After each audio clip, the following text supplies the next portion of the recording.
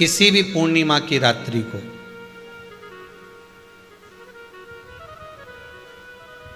बारह बजे गाय के, गौ माता देसी गाय के जो 4 थन होते हैं, उन 4 थन में से जो आगे के थन होते हैं, 2 पीछे की ओर होते हैं, 2 आगे की ओर होते हैं, तो जो आगे के 2 थन हैं उस थन का दूध निकलवा लिया जाए और उस दूध का कोई भी मीठा पदार्थ बनाओ तो ठीक है, ना बनाओ तो उसी दूध में शक्कर मिलाकर पूर्णिमा की रात्रि को जो विवेक से कमजोर हो, बुद्धि से कमजोर हो, या याद करा हुआ सब भूल जाते हो, या आपके लिए भी है कोई चीज रखते हो भूल जाते हो, विवेक याद नहीं रहता, बुद्धि में इतना प्रबल बल नहीं आ पाता, याददाश्त कमजोर होती चली जा रही, तो किसी भी पूर्णिमा की रात्रि को 12 बजे गाय के आगे के 2 थन का दूध, उसमें कोई पदार्थ शक्कर गुड़ कुछ भी मिलाकर भगवान के चंद्रदेव की साक्षी में उसको पिला दिया जाए। महाराज बार बार पिलाने की जरूरत ही नहीं पड़ेगी, एक ही बार में काम कर जाएगा और विवेक पूर्ण तरह से कार्य करने लगेगा। देसी गाय के आगे के 2 थन का दूध बड़ा प्रबल होता है।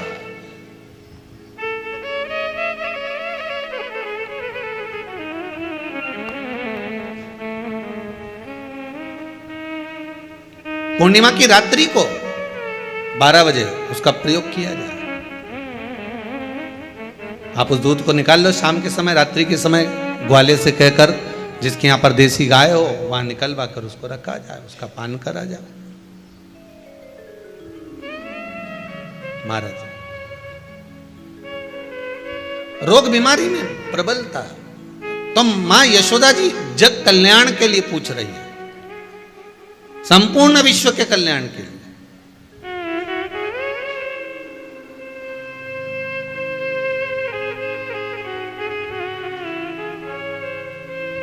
अरे कितना सुंदर संवाद है। स्कंद पुराण में समुद्र मंथन की तिथि, नक्षत्र, घड़ी, पल सब कुछ लिखा हुआ है कि समुद्र मंथन के लिए देवताओं ने इंतजार करा था। कब? जब चंद्र का प्रभाव पूर्ण हो। जब चंद्र का प्रभाव पूर्ण होगा तब जो मंथन होगा, उस मंथन का जो सुख होगा वो जीवन को आनंद दे जाएगा। हो सकेगा तो कल की कथा में मंथन के लिए जो समय स्कंद पुराण में कहा गया कि ये समय में चंद्र प्रबल होगा, उस चंद्र की प्रबलता में मंथन का कार्य प्रारंभ करा जाए। देवता और राक्षस मिलकर मंथन करें। कल की कथा में वो पल, वो समय भी बताएंगे कि स्कंद पुराण में ये जगह पर ये चीज लिखी है। क्यों इंतजार कर रहे हैं कि चंद्र प्रबल हो तब हो? क्यों भीष्म पितामह इंतजार करते हैं कि सूर्य उत्तरायण हो तब जाऊं?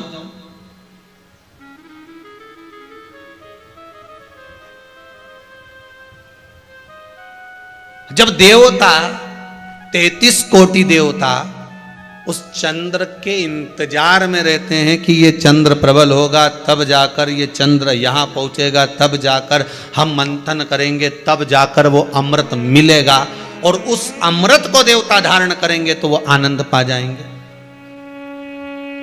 तो हम क्यों शरद पूर्णिमा छोड़ें? हम क्यों एक एक पूर्णिमा छोड़ें? एक एक पूर्णिमा के महत्व को जानिए। कोई पूर्णिमा साधारण नहीं है, कोई प्रदोष साधारण नहीं है, कोई शिवरात्रि साधारण नहीं है। 12 महीने शिवरात्रि पड़ती है, 12 महीने में प्रदोष पड़ते हैं, पर 12 महीने पड़ते हैं। हम उसका महत्व ही नहीं जान पाते।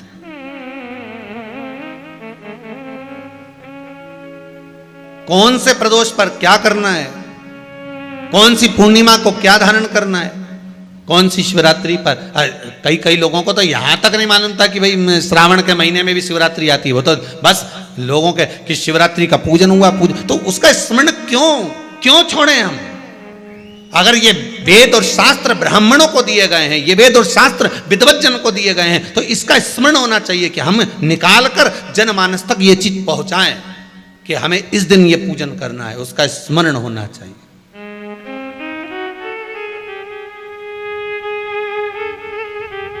और वो सुख देने वाला।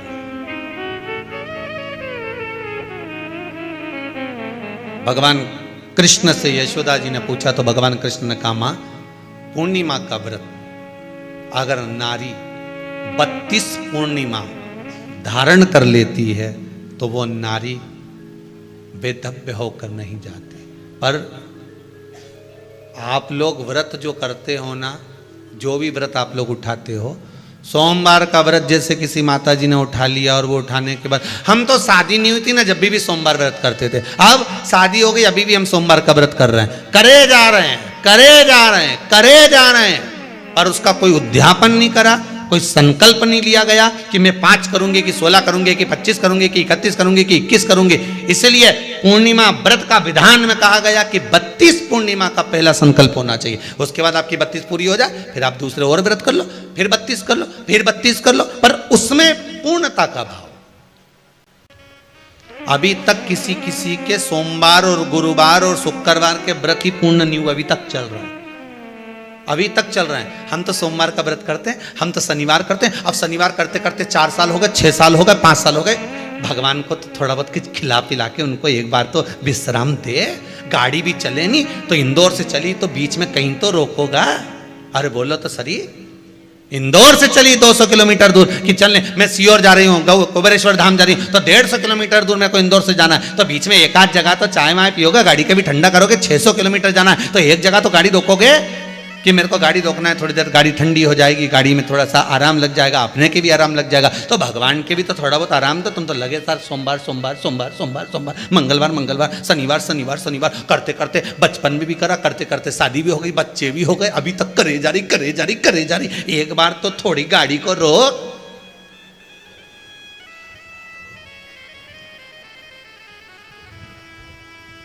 हम तो कर ही जा रहे हैं। भगवान भी मन में सोच रहा अब तो निपटेगी तभी छोड़ेगी, ये ऐसे मुझे छोड़ने वाली नहीं है, पकड़ के बैठी है।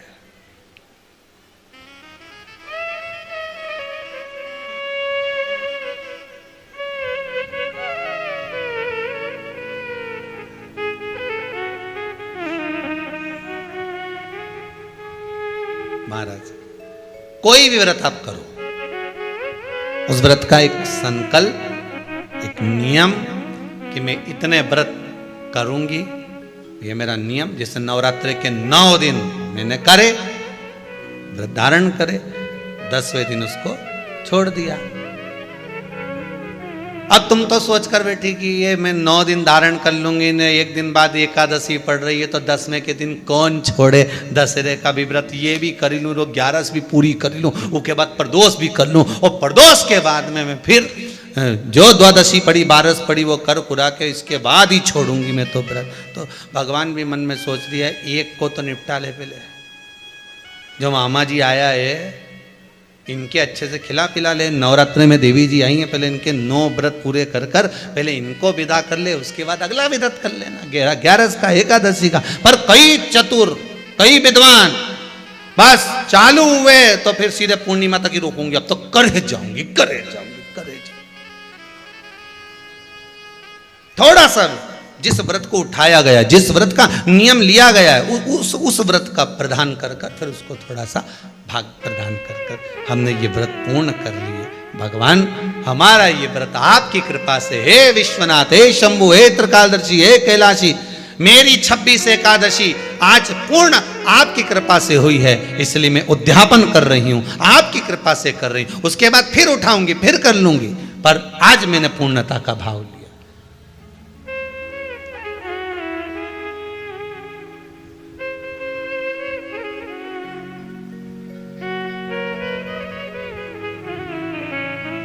रोज मूंग की दाल रोटी, मूंग की दाल रोटी, मूंग की दाल रोटी, मूंग की दाल रोटी। एक आध दिन छोरा ही चिल्ला दे, एक आध दिन तो कोई तुअर की बना लो, अरहर की दाल बना लो। क्या मूंग की दाल ही मूंग की दाल बनाए मम्मी, क्या मम्मी? तो बोलो सही है कि गलत है? तो फिर एक आध दिन तुमने दाल चेंज करी तो तुमको भी लगा अरे दाल में आपकी स्वाद आया। मैं तो सोची थी मूंग की दाल ही मूंग की दाल में स्वाद, तो थोड़ी अरहर की खाई तो थोड़ा स्वाद बढ़ा। उसी तरह रोज रोज वही वही वही वही, तो स्मरण करो, मना नहीं। भजन में कोई कमी नहीं होना चाहिए, स्मरण में कोई कमी नहीं होना चाहिए। आप व्रत कर रहे हो, लगातार कर रहे हो, तो थोड़ा सा एक उद्यापन व्रत में जरूरी है। उद्यापन नहीं करो तो किसी विद्वान ब्राह्मण को घर में बुलाकर अभिषेक पूजन करा लो, उसको भोजन करा दो, दक्षिणा आदि प्रदान कर कर उसको विदा कर दो, उसमें भी सुख का भाग, उसमें भी सुख का।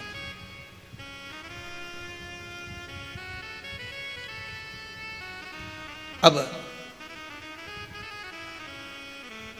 कितनी पूर्णिमा, जम के बोल दो, 32 पूर्णिमा।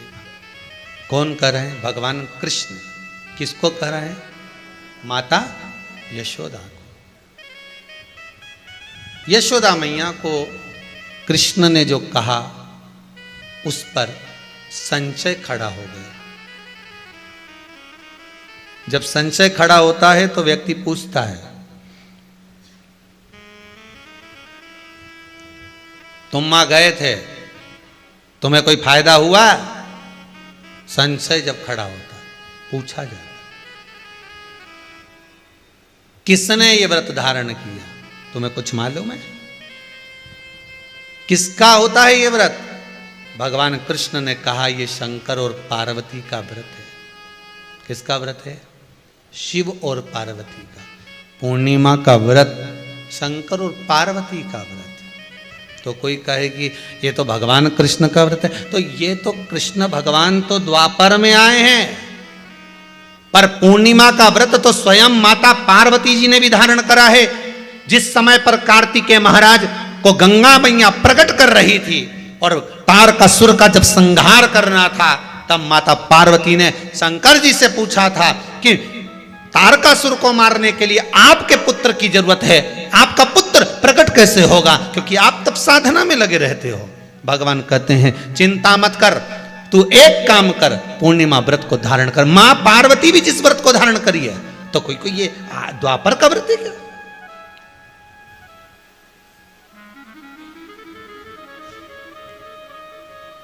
सतयुग का व्रत है क्या?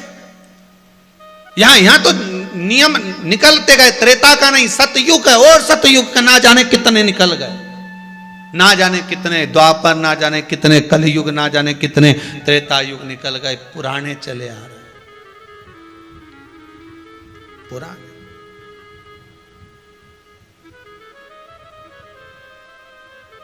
Old is gold. कितना ही नया नया फैशन लियाओ, पर पुराना पुराना ही होता है। कितना ही लियाओ नया नया, कितना ही लेकर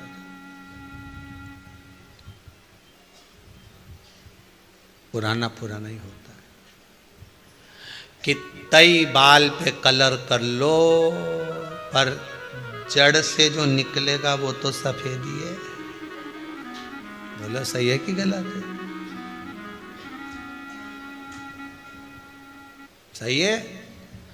तो किसी ने पूछा ये ऊपर का तो काला हो जाएगा, पर जो निकलेगा उसका क्या होगा? तो कि जड़ अगर काली है, मतलब जड़ मजबूत है और जड़ में ही वो कलर भर दिया जाए, तो जितने निकलेंगे वो सब काले ही निकलेंगे। तो फिर कहा ये जड़ को पकड़ना पड़ेगा। तो बिल्कुल, यहां तो शास्त्र कह रहा है कि कोई भी अगर आप प्रसंग धारण कर रहे हो, कोई भी आप नियम धारण कर रहे हो, कोई भी आप व्रत धारण कर रहे हो, या आप किसी भी तरह का पुण्य भाग धारण कर रहे हो, तो उसमें जड़ की मूलता होना चाहिए। जड़ कहां? केवल पूर्णिमा का व्रत कोई केवल द्वापर का नहीं है, केवल त्रेता का नहीं, ये तो सतयुग, सतयुग के भी आगे का निकलता, ना जाने कितने सतयुग, कितने त्रेता, कितने द्वापर हुए, तब से चला आ रहा।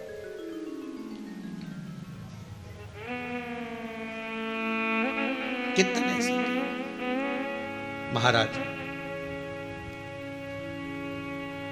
धारण किया। कोई संवाद हो ऐसा? यशोदा मैया कर रही है भगवान कृष्ण से, कोई संवाद ऐसा हो, कोई संवाद।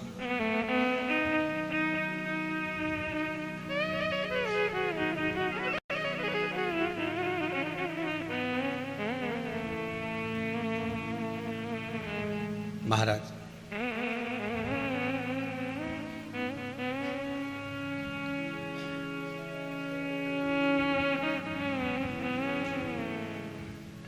जिनके नयनों में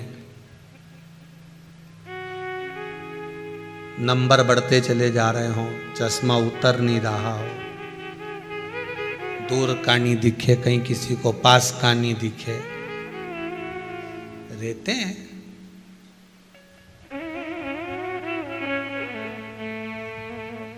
उसके लिए भी है शरद पूर्णिमा के दिन तुलसी की जो डंडी होती है, तुलसी जैसे बेलपत्र की जो ये डंडी है, ऐसे ही तुलसी का जो पत्ता होता है, उस पत्ते की जो डंडी होती है, उस डंडी को चंद्रमा को देखा जाता है। उस डंडी की जो कोर होती है, उस कोर को दृष्टि से मिलाया जाता है। शरद पूर्णिमा की रात्रि ठीक 12 बजे आप चंद्रमा की, जैसे चंद्रमा का भाग, उस चंद्रमा के भाग को आप उस डंडी के भाग से निहारने का प्रयास करिए। महाराज घर में आइए, घी का दिया लगाइए, उस घी के दीप को लगाने के बाद पूर्णिमा के दिन उस पर एक प्लेट थोड़ी तिरछी कर रख दो, जिससे उसकी कालोच, काई की, उस दीप की, घी के दीप की कालोच उस प्लेट पर आ जाए। थोड़ी सी कालोच ले लीजिए, 5-10 मिनट में आ जाएगी। उसको गाय के घी में मिलाकर आंखों में सुरमा लगाकर रात्रि को सो जाइए। 3 दिन बाद आप महसूस करेंगे कि नेत्र की ज्योति बढ़ना प्रारंभ हो रही है। नेत्र की, अब इस प्रयोग को करने में कोई धन लगा तुम्हारा? अरे बोलो तो सही। कोई दौलत लगी तुम्हारी, कोई संपदा, या फिर तुमने सियोर वाला महाराज के लाके खूब बटोर के दे दिया, कुछ लगा? नहीं। तुम करोगे, लाभ तुम्हें मिलेगा।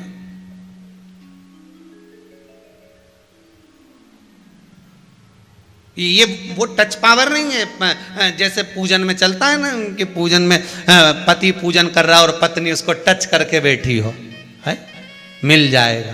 तो हम तो कई बार कथा में कहते हैं कि पति समोसा खा रहा है, उन्हें तू बढ़िया सिर पे पल्लू लेके टच करके बैठी रहे, मिल जाएगा। नहीं, वो बफेट में खाना खाए रिसेप्शन में, काय को बेचारा जो जजमान है बेचारा, जो तुम्हारा बीआईजी है, उसका काय को नुकसान करो।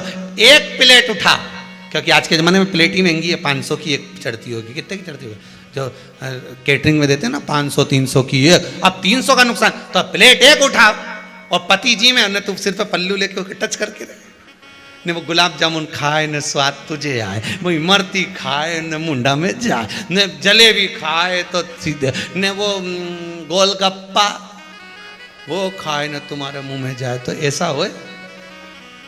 अरे बोलो तो सही।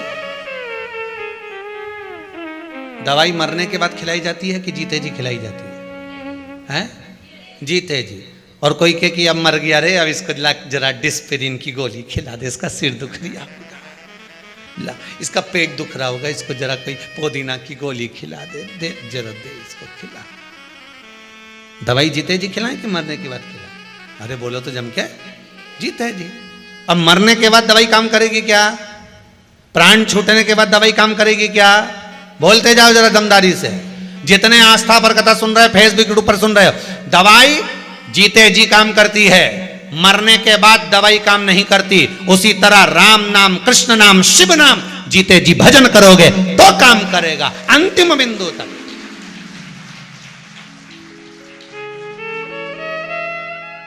मरने के बाद सोच रहे हैं मर गया, उसकी स्मृति में मैं सारे ब्राह्मणों का भोजन कराऊंगी। ऊपर जो गया वो सोच रहा है जिंदा था तो कभी गुलाब जामुन नहीं खिलाई, अकेली जाके चाउमीन खाया ही, मुझे नहीं खिलाई। जब कोई मर जाता है ना, उसकी खारी समेटने जाते हैं ना, वो तीसरे दिन शमशान में उसकी पसंद का सारा सामान ले जाते हैं। समोसा उसकी दुकान का लाना दादाजी की अच्छा लगता था, समोसा उसकी दुकान का, पोया उसकी दुकान का लाना। इमरती रख ली, हाँ दादाजी के हलवा अच्छा लगता था, रवा का बहू से के बना, रवे का हलवा बनाया, चलते चलते याद आ गई, दादाजी तो धुनकते भी थे, और धुनकने का भी ले गए।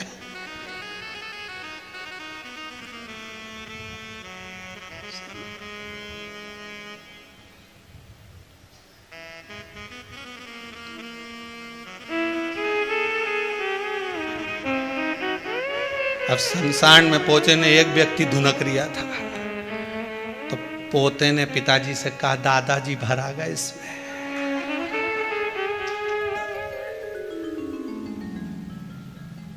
जिंदा था तब एक ने भी हलवा बना के नहीं खिलाया।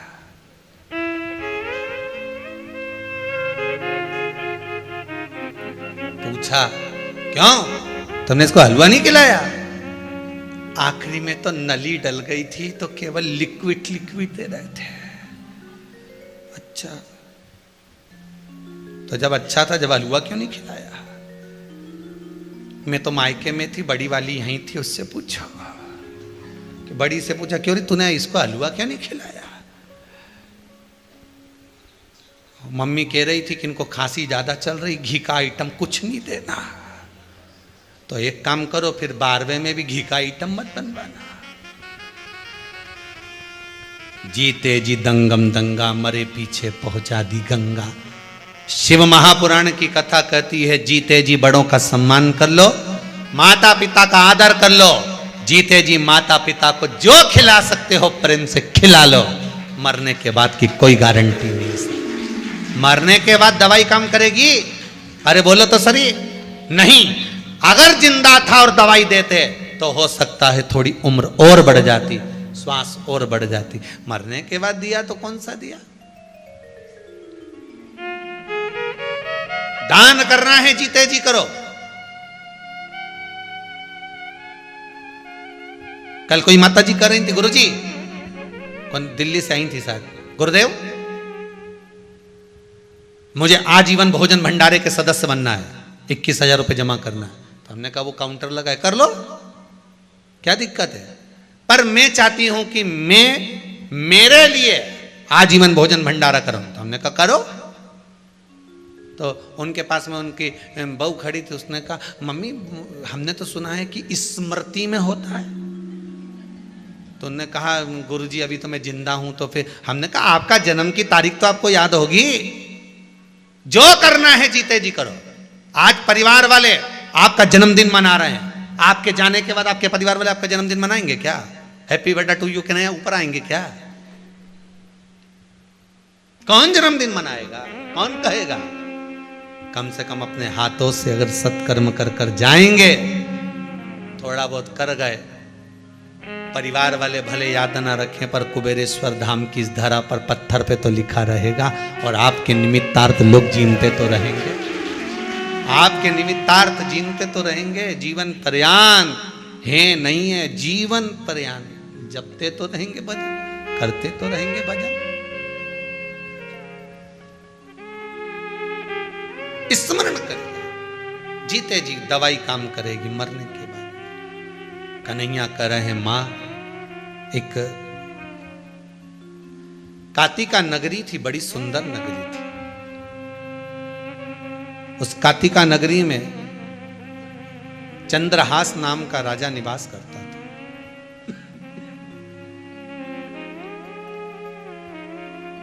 मां चंद्रहास राजा बड़ा धर्मात्मा, पुण्यात्मा, सत्कर्मी था, भगवान की भक्ति में डूबने वाला था। यहां पर एक ब्राह्मण और एक ब्राह्मणी भी रहते थे। ब्राह्मण का नाम धनेश्वर था।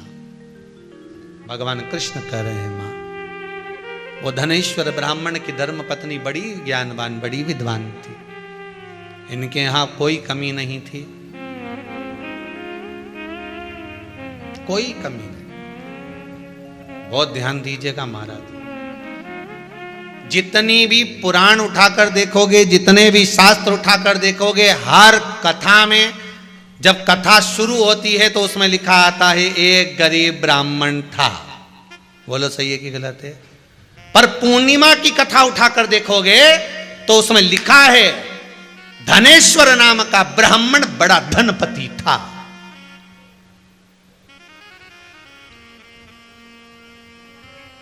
सारी किताबों को उठाकर देख लेना, उसमें लिखा मिलेगा एक गरीब ब्राह्मण था।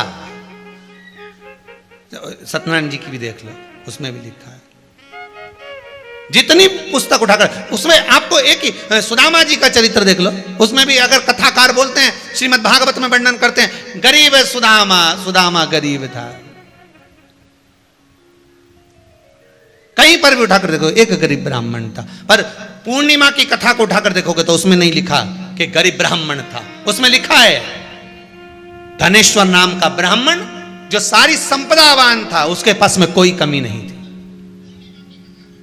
उसमें किसी तरह की कोई कमी नहीं, उसमें कोई कमी है ही नहीं उसके पास में। और जो कहते हैं ना कि ब्राह्मण गरीब था, उनको कहना बंद कर देना चाहिए। ब्राह्मण जैसा दुनिया में कोई सेठ नहीं हो सकता, कोई साहूकार नहीं हो सकता। ब्राह्मण कभी गरीब नहीं था और ना कभी ब्राह्मण गरीब है। ब्राह्मण के पास में अगर वेद और पुराण है, ब्राह्मण के पास में सत्य रूपी वाणी है, ब्राह्मण के पास में अगर शंकर और नारायण है, तो लक्ष्मी तो ब्राह्मण के पास दौड़ कर आती है। ब्राह्मण कभी गरीब नहीं हो सकता। ये कहने वालों को बंद कर देना चाहिए कि गरीब ब्राह्मण था। गरीब ब्राह्मण नहीं, उसके पास में वेद और पुराण है। जिसके पास में तिजोरी खुद हो, वो गरीब कहां से हो सकता है?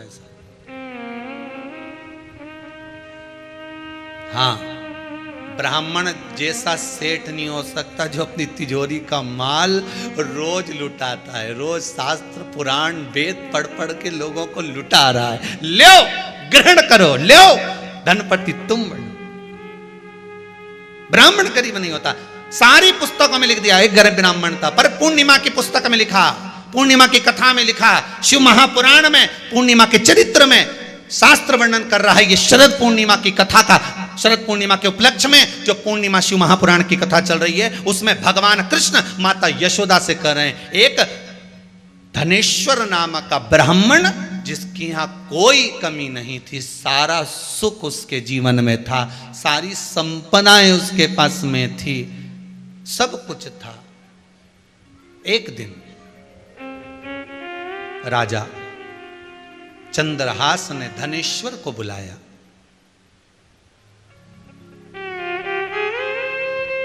राजा चंद्रहास ने धनेश्वर को बुलाया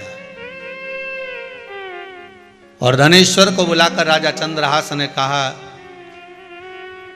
तुम्हारे यहां बहुत संपदा सुख सब कुछ है, इसके बाद भी आपकी धर्म पत्नी और आपका चेहरा उतरा हुआ रहता है, कारण क्या है? राजा चंद्रहास भी धर्मात्मा है और धनेश्वर भी धर्मात्मा। धर्मात्मा का मतलब जानते हो आप लोग? जो धर्म के पथ पर चले, जिसकी आत्मा धर्ममय हो, किसी को दुख नहीं देना, किसी को कष्ट नहीं देना। अपने भजन के चक्कर में अगर दूसरा दुखी हो रहा है तो वो दुख नहीं।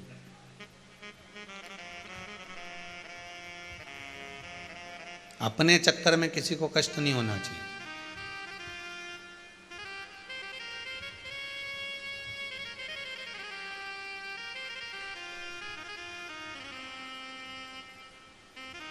मंदिर में पूजन करने गए, नारियल फोड़ के अंदर का भाग निकाल कर जो गड़ने वाली नट्टियां होती हैं ना, जो नारियल के ऊपर की खोल होती है, नट्टी उसको बोलते हैं, नट्टी वो रास्ते में पटकिया है। अब जो दर्शन करने जा रहा है उसके पाँव में चुभ रही कि नहीं चुभ रही? अरे बोलो तो, चुभ रही है ना। अब लोग आपको धर्मात्मा कह सकते हैं कि ये बहुत धर्मात्मा है, बड़ी पुण्यात्मा है, पर शास्त्र आपको पुण्यात्मा नहीं कह सकता, आपको धर्मात्मा नहीं कह सकता। क्यों नहीं कह सकता?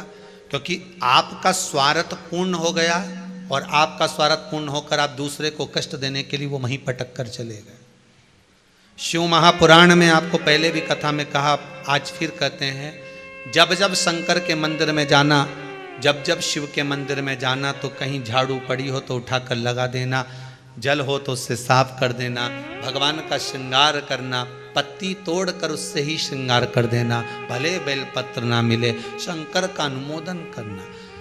आज शिव महापुराण के माध्यम से कम जितने भी शंकर के मंदिर हैं, सारे शिव मंदिर में इतना कीचड़ जमा होता था, जो जाता था पानी ढोल कर आता था, लात रखकर कीचड़ कर कर आता था। आज कम से कम पूरे भारत के, पूरे विश्व के शंकर के मंदिर में शंकर की कथा सुन सुनकर लोग जागरूक होकर शिव मंदिर को साफ तो रखे हैं। पूरा शिव मंदिर आज के समय में एकदम क्लीन मिलता है। लोग जान गए कि शंकर के मंदिर में दिया लगाने का क्या फल है, शंकर को बेलपत्र चढ़ाने का क्या फल है, शंकर के मंदिर में बुआरी काटने का, झाड़ू लगाने का, पोछा लगाने का, शिव को उस मंदिर को क्लीन करने का क्या फल है। समझ गए? अब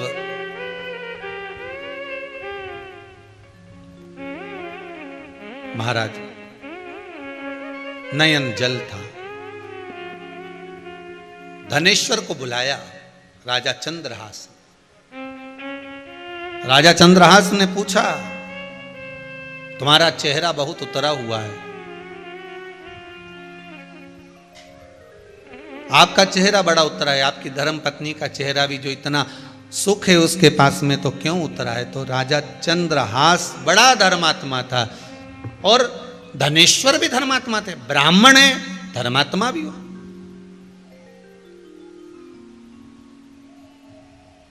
बड़े धर्मात्मा थे। क्या बात है, आपका चेहरा उतरा हुआ है? प्रभु कारण केवल एक है, सारा सुख भगवान ने दिया, संपदा भी दी, दौलत भी दी, सत्ता भी दी, सारा वैभव हमको दिया है, पर भगवान ने गोदी में संतान नहीं दी है, गोदी में संतान नहीं दी।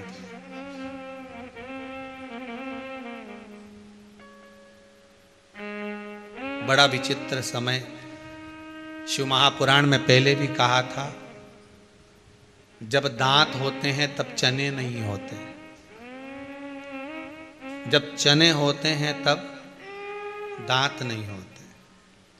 भगवान जब सारे सुख दे देता है तो शरीर को ऐसा बना देता है कि वो सुख का भोग ही नहीं कर पाता।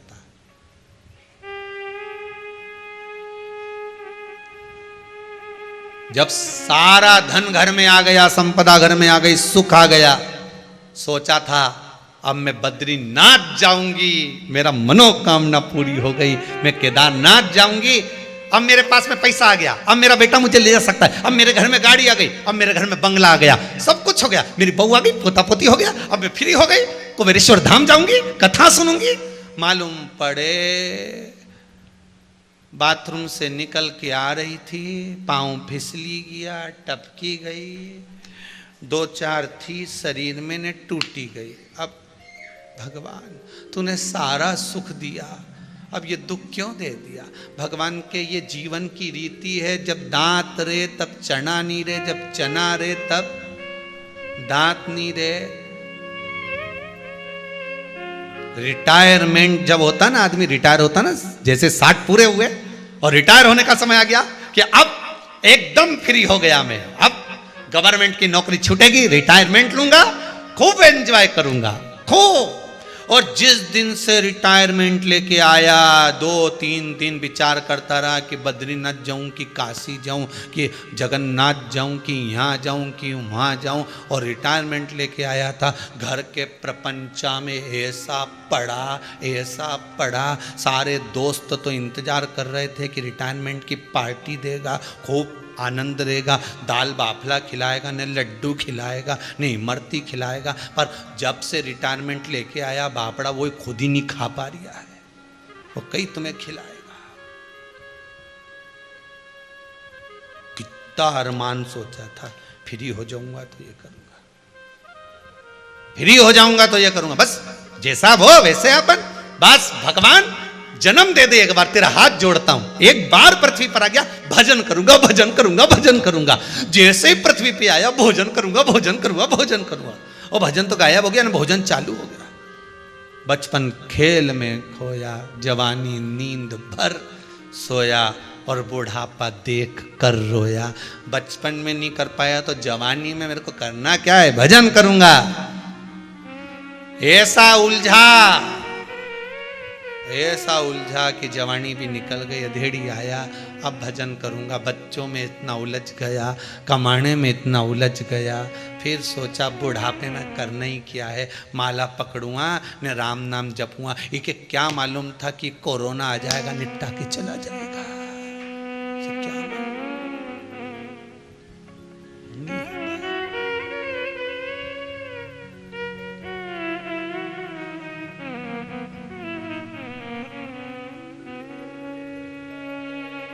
किसको मालूम? इसलिए जब समय मिले, जैसा समय मिले, पूर्णिमा शिव महापुराण की कथा कर, जैसा समय मिले, जब समय मिले, खाते पीते सोते उठते बैठते, तुम्हारी मर्जी पड़े, घूमते न फिरते, मॉर्निंग वॉक करो चाहे नाइट का वॉक करो, कहीं पर भी जा रहे हो, श्री शिवाय नमस्तुभ्यम, राम राम कृष्ण नाम जपते रहो। क्या भरोसा, आज है कल नहीं। रोज सुबह उठो, सबसे पहले भगवान को धन्यवाद देना, गजब कर दिया, आज फिर जिंदा कर दिया, गजब कर दिया। रात के मालूम नहीं था हमारे कि हो सकता निपटा देता तो सोते में ही, किसको मालूम।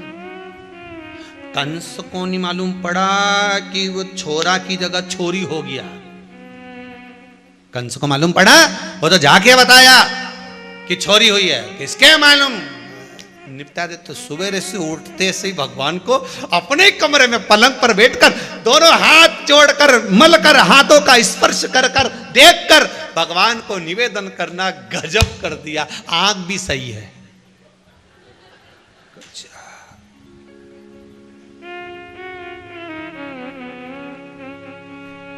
भगवान बड़ा गजब कर रहा है।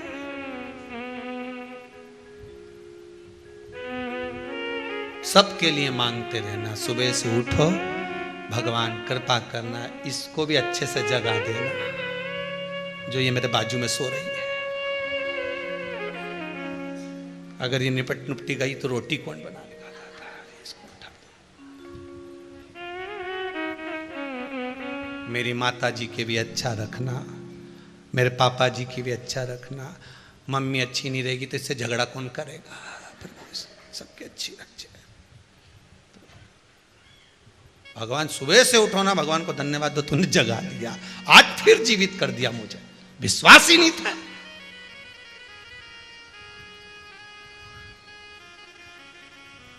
किसको मालूम कौन सी घड़ी, कौन सा पल, कौन सा नक्षत्र, कौन सी समय किसका आखिरी है, किसको मालूम।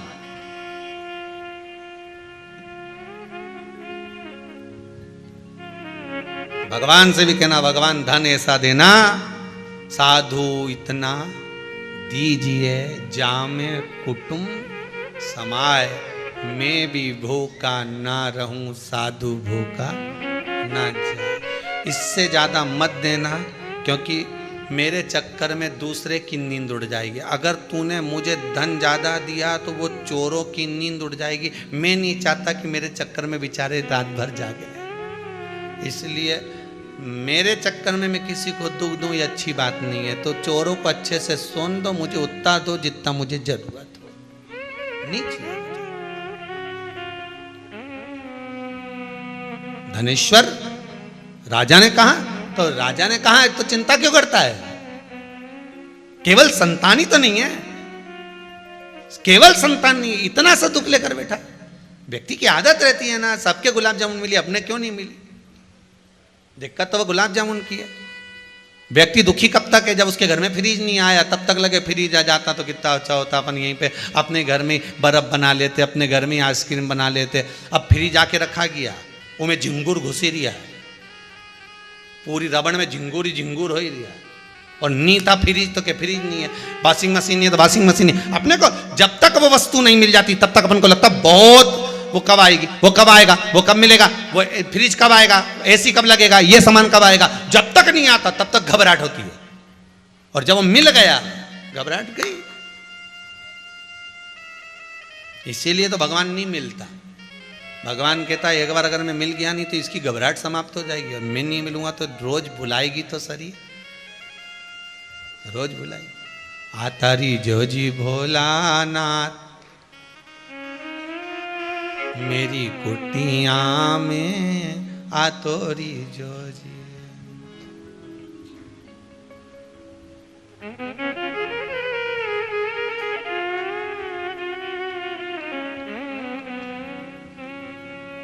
ओके, को स्वयं चंद्रहास राजा कह रहे हैं कि क्यों दुख मनाता। अगर भगवान ने सारा सुख दिया और एक चीज नहीं दी तो दुख क्यों, किस लिए?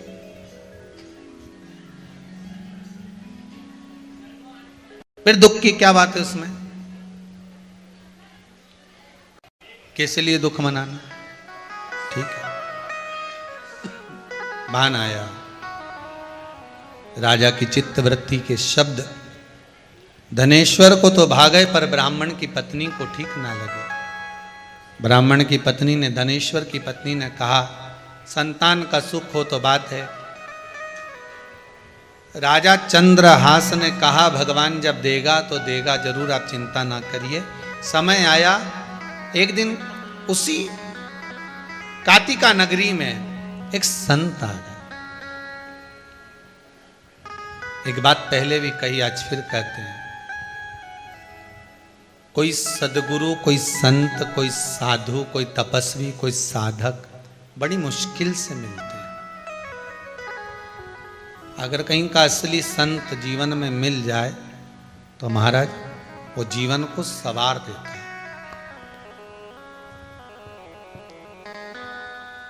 और अगर कहीं का नकली मिल गया तो जीवन को बिगाड़ देता है।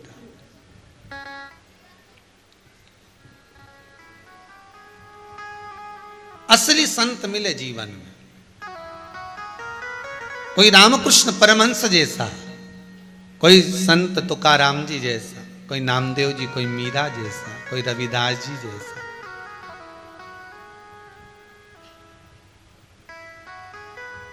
कोई श्रीमद् वल्लभाचार्य जी जैसा, कोई रामानुजाचार्य जी जैसा, कोई संत साधु ऐसा मिल जाए जो हमको जगा दे। एक संत जा रहे थे, वहीं से धनेश्वर निकलकर जा रहा था। धनेश्वर ने पूछ लिया, महाराज 8 दिन से मैं आपको देख रहा हूं, आप हमारी नगरी में से भिक्षा मांगते हो, सारे नगर से आप भिक्षा मांगते हो, पर मेरे दरवाजे पर भिक्षा मांगने नहीं आते हो। कितनी बड़ी बात है, जरा ध्यान दीजिएगा। धनेश्वर कह रहा है, एक ब्राह्मण धनेश्वर कह रहा है कि आप सब जगह से भिक्षा मांगते हो, पर मेरे दरवाजे पर भिक्षा मांगने नहीं आते। और एक हमारी सोच देखिए, विचार देखिए, अच्छा है ये भिखारी मेरे यहां नहीं आए,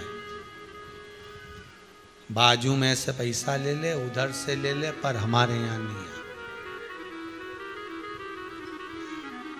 गणेश जी बिठाते हैं बच्चे लोग तो चंदा लेने आ जाते हैं। कई लोगों के मन में आता है ये इधर उधर से ले ले, अच्छा है, जैसे वो आने का रहता है तो ये अंदर पानी पीने चले जाता है। पर धन्य है रे धनेश्वर ब्राह्मण, धन्य है तू। पूर्णिमा की कथा कर रही है, धन्य है तू। धनेश्वर ब्राह्मण कह रहे हैं संत से, एक सन्यासी से, एक तपस्वी से। आप सबके यहां से भिक्षा लेते हो, सबके यहां से अन्न भाग ग्रहण करते हो और जाकर नदी के तट पर बैठकर खा लेते हो, तो मेरे दरवाजे पर भिक्षा मांगने क्यों नहीं आते, मेरे दरवाजे पर क्यों नहीं पहुंचते?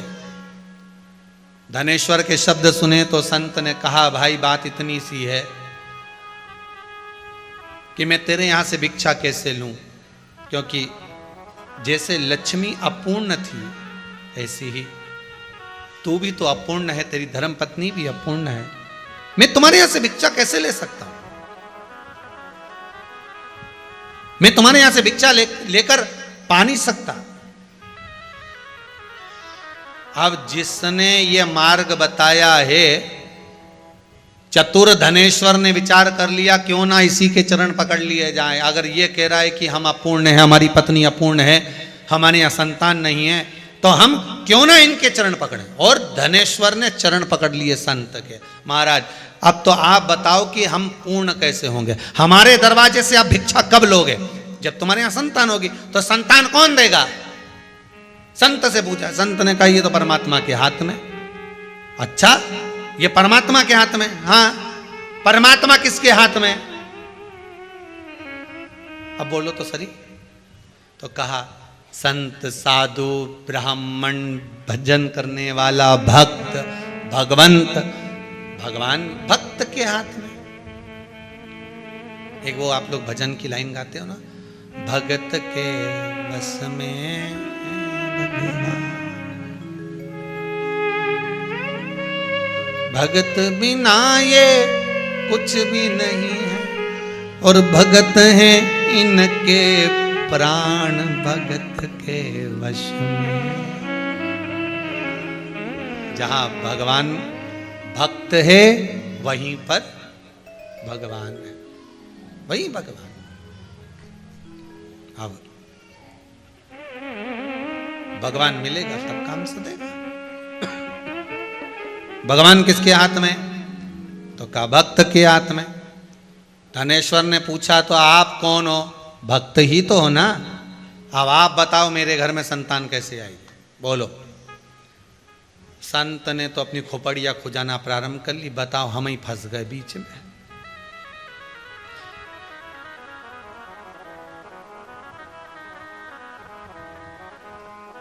जो अक्ल देता है ना, मंदिर में ऐसी आ गए, हाँ कपूर नहीं लाए, भूल गए। कपूर तो होना जरूरी है। अच्छा, काय से आए हो? पैदल।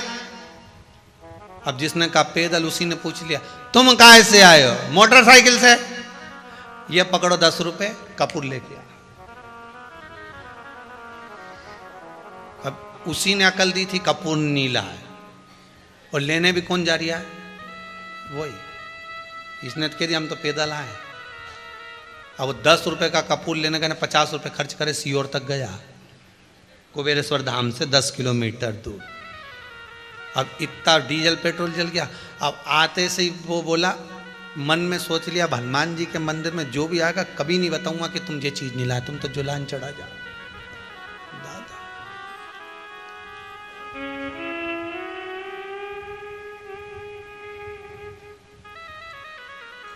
पंडितों ने अगर एक आध सामान ज्यादा लिखा दिया जजमान को, ये लेकर आना, दुर्वा लेके आना, दुर्वा ले आना, ये ले आना, वो ले आना। जजमान भी सोचता है, तो फिर बाद में कहते महाराज जी आप कहाँ रहते हो? बस तो आते आते दुआ ले आओगे क्या? महाराज जी सोचे बताओ, अपन ने तो इसको बताया था, ये उल्टा अपने ऊपर छोड़ दिया। धनेश्वर ने चरण पकड़ लिए संत के,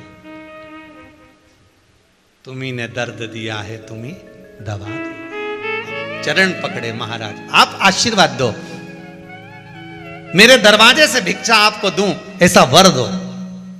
साईं इतना दीजिए जहां में कुटुंब समाए, मैं भी भूखा ना रहूं और साधु भूखा। आप मेरे दरवाजे से भिक्षा लेकर जाओ, ऐसा वर दो। तो वर तो जब मिले सब, तुम्हारे यहाँ संतान हो, संतान कौन देगा? भगवान। भगवान किसके हाथ में? संत के हाथ में।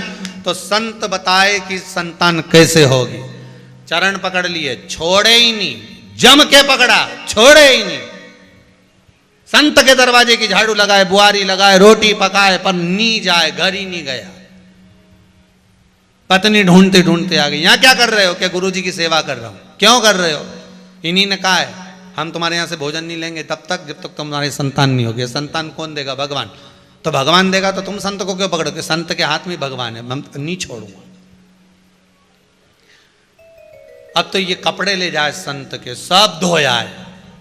आज गुरुजी जो कपड़े पहनने वाले थे वो भी धो के टांग दिए।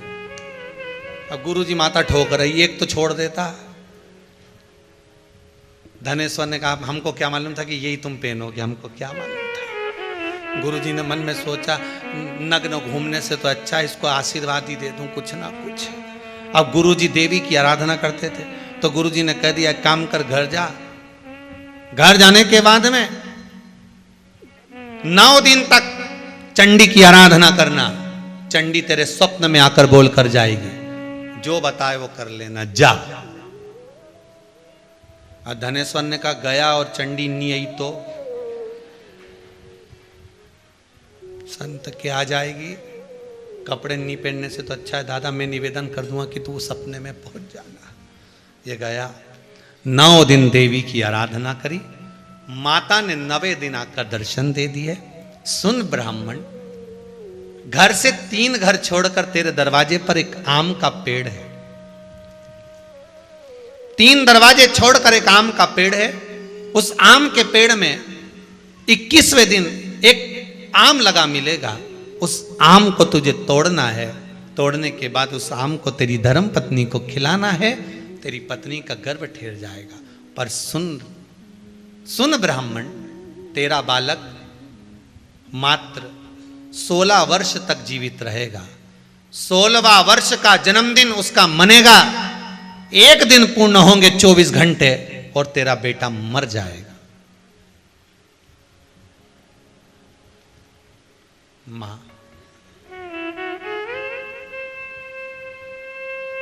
उसको बचाने का कोई प्रयास। चंडी देवी ने कहा उसी संत को पकड़ ले,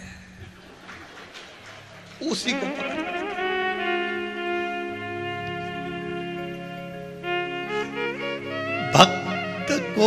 भक्त भगवान का रास्ता दिखाता है और भगवान भक्त का रास्ता दिखाता है। भगवान ऊपर से आके कभी नहीं बोलेगा कि तुझे दुख ज्यादा है ना तो तू वहां चली जा। भगवान कभी आकर नहीं बोलेगा। भगवान किसी भक्त के माध्यम से कवर करवा देगा।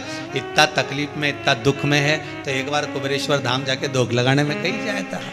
एक बार जा तो सही, एक बार महाकाल चली जा, विश्वनाथ चली जा, जा।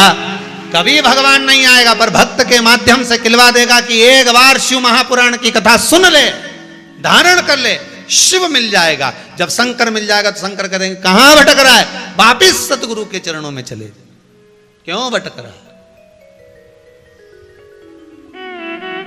अभी गया 21वें दिन इसके फल भी मिल गया। अब वो फल लगा ऊपर, कोई ऐसे ही फल मिल जाएगा? अब आम के पेड़ पे 4-5 बार चढ़ा गिरा, चढ़ा गिरा, पर वो फल हाथ में नहीं आया। बहुत प्रयास किया।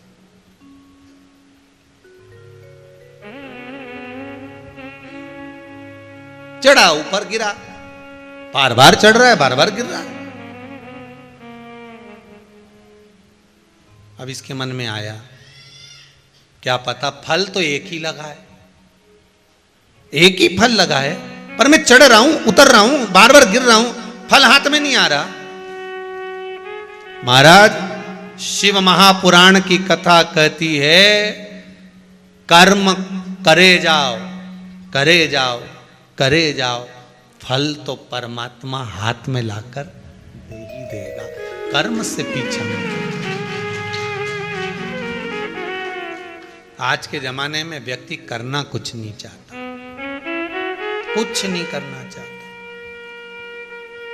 ओके तो कहीं का गड़ा हुआ अंडा मिल जाए या कहीं से धन भभूति छोड़ते से ही प्रकट हो जाए। अलादीन का चिराग घीसो,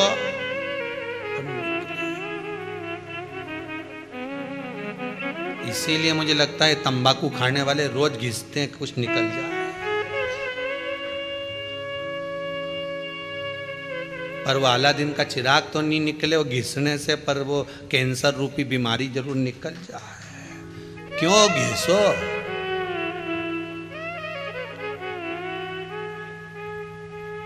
क्यों घिसो? प्रकट हो।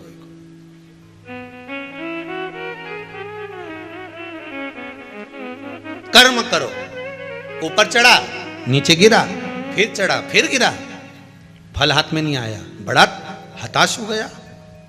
जब बार बार आप किसी काम को कर रहे हो और हार जाते हो, बहुत प्रयास करा आपने, हार गए, बहुत प्रयास करा, आपके लिए भी एक निवेदन है। किसी एग्जाम में आप बार बार बैठ रहे हो, नहीं हो रहा, शरद पूर्णिमा आ रही है, मात्र 7 चावल के दाने लीजिए, उसको केसर के इत्र में उसको भिंगा लीजिए, या कोई भी इत्र जो तुम्हारे घर में हो, उस 7 दाने चावल के जो तुम्हारे घर में इत्र हो उसमें भिंगा लीजिए।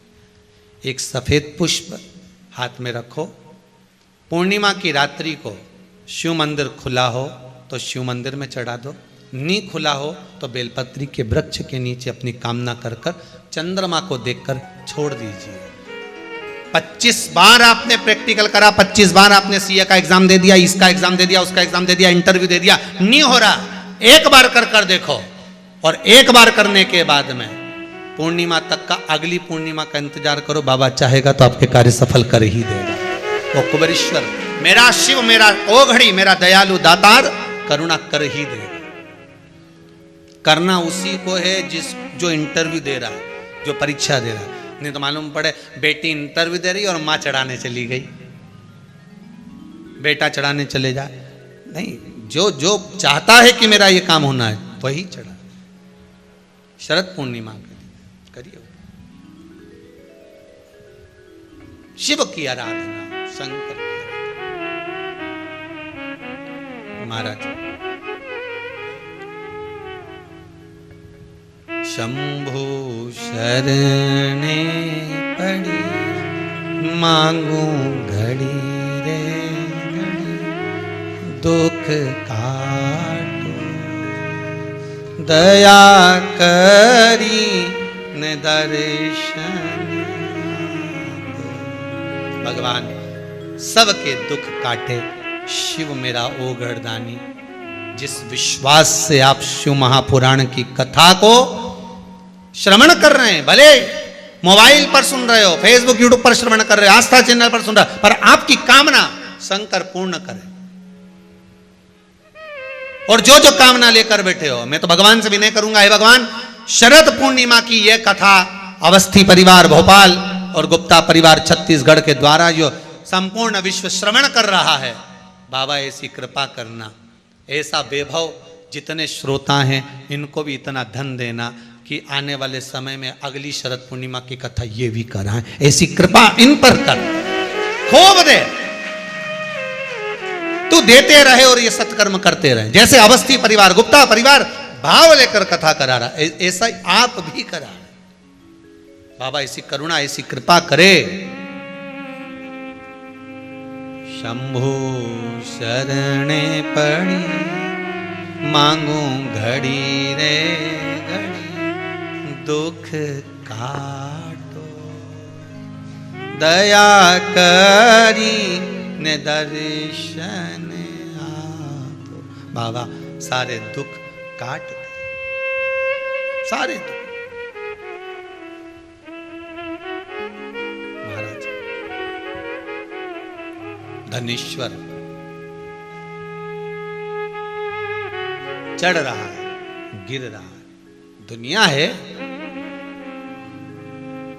एक बार अगर पास नहीं हुए तो ये जरूरी है कि हताश होकर बैठ जाओगे। एक बार आगे बढ़े हो सकता है नहीं हुआ होगा, हारना मत ही।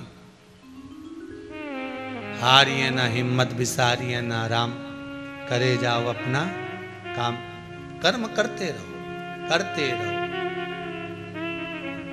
और बाबा से विनय भी करते रहो। आस का दीपक बाबा बुझने ना दे,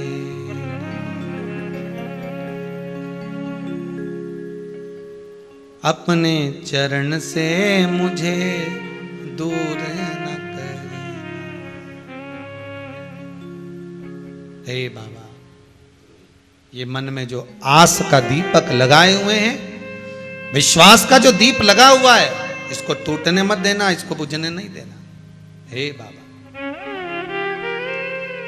करुणा सागर, करुणा कर, ये बुझे, मेरा विश्वास डिगे, फिर चढ़ा, फिर उतरे, फिर चढ़े, फिर उतरे, हारे नहीं। धनेश्वर हारा नहीं है।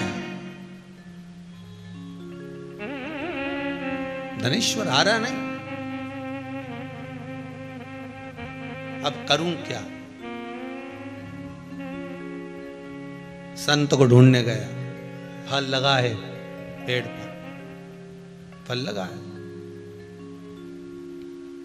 ढूंढने गए संत को कि संत मिल जाए और उनसे पूछो कि माताजी आशीर्वाद तो देकर चली गई और कहा कि 21वें दिन ये पेड़ पर आम लगा होगा, फल लगा होगा, उस फल को तोड़ना है और अपनी धर्म पत्नी को खिलाना है।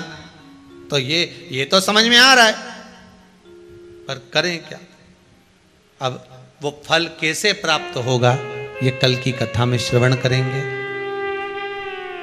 धनेश्वर को वो फल कैसे मिलेगा, ये कल की कथा में श्रवण करेंगे। भगवान शिव महापुराण की कथा के अंतर्गत भगवान ब्रह्मा को जो अर्धनारीश्वर स्वरूप का दर्शन भगवान शंकर ने दिया है, उस दर्शन का, झांकी का दर्शन अपन यहाँ कर रहे हैं। अर्धनारीश्वर भगवान पधार रहे हैं, उनका दर्शन करेंगे। आज की कथा को यहाँ विराम की ओर लेंगे। शरद पूर्णिमा के दिन सुंदर आनंद के साथ अमृत खीर महोत्सव मनाएंगे। भाव भक्ति से खीर का प्रसाद यहाँ चलेगा। भाव भक्ति से जो लोग सहयोग दे रहे हैं उनको लिए बहुत बहुत साधुवाद, धन्यवाद। सुंदर भगवान की झांकी का दर्शन कर कर, पूजन कर कर आरती का क्रम प्रारंभ करेंगे। कुछ सूचनाएं आशीष जी दे रहे हैं। कल की कथा में फिर पुनः धनेश्वर को आम की प्राप्ति, उस फल की प्राप्ति कैसे होती है, उस कथा को आगे बढ़ाएंगे। हर हर महादेव। जय जय श्री राधे। सभी भक्तों को हर हर महादेव, सदा जय श्री कृष्णा। 7 दिवसीय सुंदर श्री शिव महापुराण की अलौकिक दिव्य कथा हम सभी पूज्य गुरुदेव के सानिध्य में श्रवण कर रहे हैं। दूसरे दिवस की कथा हम सभी ने श्रवण करी और एक मार्गदर्शन हम सभी को प्रतिदिन पूज्य गुरुदेव के सानिध्य में कथा के माध्यम से प्राप्त होता है। निश्चित ही हम सभी को मार्गदर्शन मिले, क्योंकि गुरुदेव की कृपा और गुरुजन की कृपा से ही हम सेवा सत्कर्म में जोड़ सकते हैं, भगवान के प्रति हमारी रुचि बढ़ सकती है। इसलिए निरंतर कथाओं के माध्यम से आप सभी जुड़े। और यूट्यूब बहुत सुंदर पत्र निधि जी शर्मा यहाँ बैठी हुई हैं, पीतमपुर से आई हुई हैं। निधि जी शर्मा, उन्होंने पत्र भेजा है, गुरुजी 2 साल से हम बहुत बड़ी परेशानी से जुड़े हुए थे, बहुत घिरे हुए थे। निधि जी शर्मा कहाँ बैठी हुई हैं? पीतमपुर से आई हुई हैं। उन्होंने पत्र भेजा है, 8 महीने से निरंतर कथा श्रवण कर रहे हैं शिव महापुराण की, और बाबा की ऐसी कृपा हो गई कि जो 2 साल से परेशानियां थी वो सब समाप्त हो गई और बाबा ने मेरे हाथ पकड़ लिया। उसके लिए धन्यवाद देने के लिए आई हैं निधि जी शर्मा, प्रीतमपुर से आई हैं। बहुत बहुत साधुवाद।